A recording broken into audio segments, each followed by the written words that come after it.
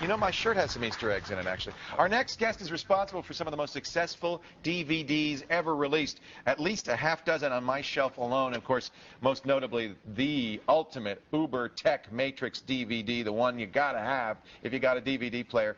Today we're going to find out what those secrets are behind making Hollywood's most successful DVDs. Jonathan Gaines, it's so great to have you. Great to be here. Name of your company is? Digital Heaven. Let's give that credit so that all the movie producers who are watching can say, Digital Heaven. Yep. Gotta have them. Yep. What does Digital Heaven do? Digital Heaven is basically me. It's and you. and I produce added value content that you see on the DVDs, all the behind the scenes content, everything that shows you how the movie was made.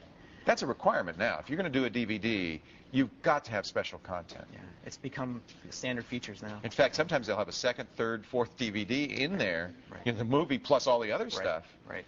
So this is really it's value added. How much control over this do the filmmakers want? Right now, not that much. But I think kidding. the push is that the filmmakers realize that more people are going to see their movie on DVD. The DVD is where their film will live on. Not only in DVD, but in future digital mediums, and it's in their best interest to make sure that they have some kind of say in what's on their DVD. You bet. I mean, for the Wachowski brothers, this is going to outlive the celluloid by centuries. Sure. This is going to become the definitive version of the Matrix, not the one that we saw in the theater. Right. So, the filmmakers themselves, like the Wachowski brothers, do they say to you, hey, this is important, or they just say, oh, we don't care, just, slap something on there and... Well, each filmmaker's different. Yeah. I mean, the Wachowskis, they definitely had a say in, they had a vision in what they wanted on it. It's an amazing DVD. They provided, a lot of the materials, all the storyboards that are on there came from them. Easter egg in there, too. You click on the red pill. The red pill. There's a couple of Easter eggs. There's actually quite a few Easter eggs in there. Did you put those in, or was that their idea? Or? I supplied the programming, and then Warner's decided where they wanted to put them on there. That's important. We got to explain that, because I didn't realize that. I thought when you say I do the DVD, the extra feature, you don't actually do the authoring. The movie companies still do the authoring. Yeah. You deliver them the content for it. Right. So the Easter eggs would be added by whoever did the authoring. Or the authoring or the studio, somebody in the studio say, look, this is a good Easter egg feature, let's build it into the menus, and then the menu designer will create, the little icon, and the authoring facility then creates, the technology. You told me you don't like Easter eggs. I don't. Why not? Well, I mean, because to find the work that I did, it takes, 3-4 clicks to find it, and it's, There's no point. And some of them are really difficult to do, where you have to punch in a code, and it gets a little, difficult. You're up now in Canada working on Timeline, the new Michael Crichton movie, but you're working at the same time as they're making the movie. Is that different? Is that new? That's where the format's going, where the industry's going, I think, because the turnaround times are so fast now. They want it out in 6 months after the 6 months after theatrical. You have to deliver your masters at least 3 months before street date because of all the authoring and replication time that's needed. So you have 3 months after the movie comes out to have a done DVD. Yeah, basically. So are you up there with a video camera filming behind the scenes, stuff like that? I hire a local crew. For Timeline, we shot on DV Cam. I shot 16:9 because the movie that's encoded on the DVD is 16:9. Right. So by using the 16:9 behind the scenes, that's that wide aspect ratio. And then it looks squeezed if you were to play it on a regular TV. Right. It allows you to do seamless branching between the two video.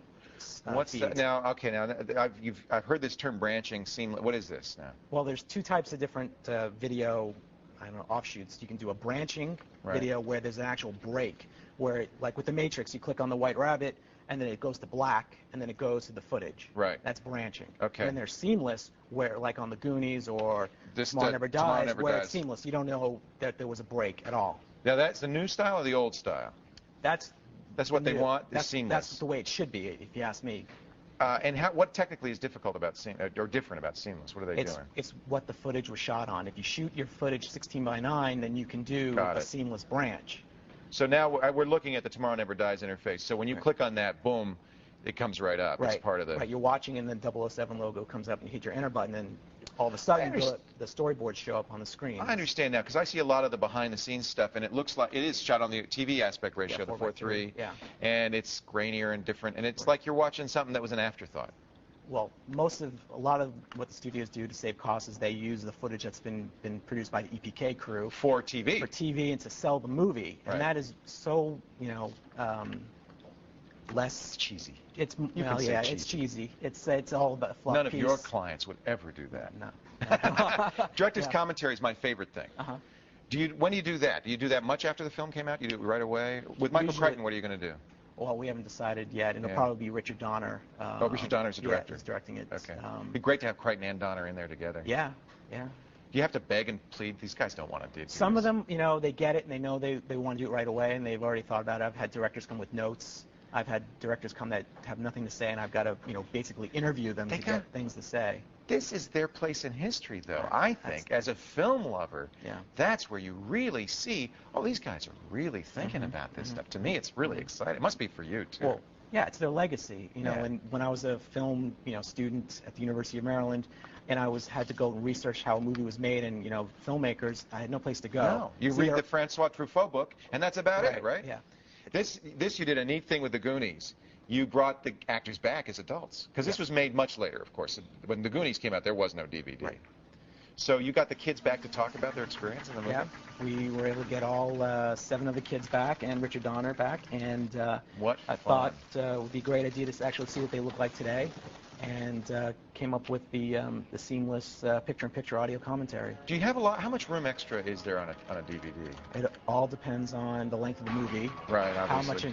how much encoding it takes to encode it. So if they want a high-quality extras, that's going to take a lot right. more room. They usually have a formula where they know if it's a 2-hour movie, and you put so many. There's motion- Richard Donner, by the way, working with the kids. That's a really neat shot. Yeah.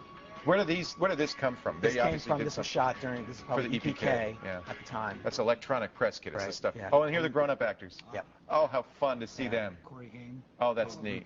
Did they enjoy coming back? It was like nothing, no time had passed. The dynamics were there. Oh, that's so neat. Uh, You got to be a film buff to do what you do. oh, I love it. It must really- It's not a job for me, it's a hobby. This is an old movie. Doesn't seem old to me, but one of my favorite movies. More than 20 years old now. Superman, the original Christopher Reeve Superman. You got the chance to restore it. Yeah, I worked closely with my co-producer on it, and So that's another important point, is we could take these old celluloid copies and digitally remaster them. Can you really make a big difference? absolutely. With Superman, we went back to the original, in some cases, the original Nagras that were used on set. And For the audio. For the audio, for the dialogue.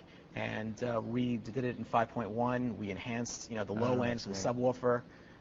So is the audio the biggest change? Is that where you really get the biggest enhancement on these? I think it's the most obvious. Yeah. But the picture as well, Well, what can you do? I mean, you only have, if you're lucky, you have the original, never before run maybe version of the film, right? Well, yeah, the color correcting technology is so Much much better. better. It's all digital. Right. It's usually you transfer it high def now. Okay. And then you make a down conversion Right. for home market.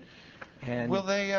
I hope they will save these Nagras and the never before seen or once previewed celluloids, because it's gotten better in 20 years, but it's going to get better in 20 Sure. more years. Sure. And you want to continue to be able to make these perfect. Right. Well, you can go copies. back and sample everything at a higher bit rate, Right, and, right. higher frequency. And I make hope it they're even saving better. all this. Are they aware of the value of these things? I hope so. I think now they are. We 10, lost a 20 lot. years ago, they thought, just throw it out. This Superman stuff was sitting in a warehouse Oh. in London for 20 years, never seen the light of day until we went looking Sounds for like you work with Richard Donner a lot. Yeah, Richard is he's great. Great He's director. a lot of fun. Really neat.